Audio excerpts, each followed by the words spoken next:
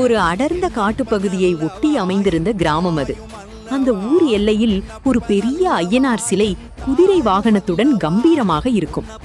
ஒரு முறை பக்கத்து ஊருக்கு சென்றுவிட்டு திரும்பிய ஒரு வழிபோக்கர் இருட்டி விட்டதால் பாதையை மறந்து காட்டிற்குள் திசை தெரியாமல் மாட்டிக்கொண்டார். சுற்றிலும் காட்டு விலங்குகளின் சத்தம் கேட்க அவர் பயத்தில், ஐயனாரே, நீதான் என்னை காப்பாத்தணும் என்று வேண்டினார். திடீரென்று தூரத்தில் ஒரு பெரிய தீவட்டி வெளிச்சம் தெரிந்தது. அந்த வெளிச்சத்தை பின்தொடர்ந்து அவர் நடந்தார்.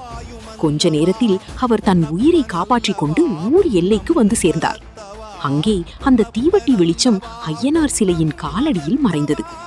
ஆச்சரியமான விஷயம் என்னவென்றால், மறுநாள் காலையில் ஊர் மக்கள் வந்து பார்த்தபோது அந்த மண் சிலையின் காலடியில் மட்டும் யாரோ நெருப்பு பற்ற வைத்தது போல சூடாக இருந்ததாம்.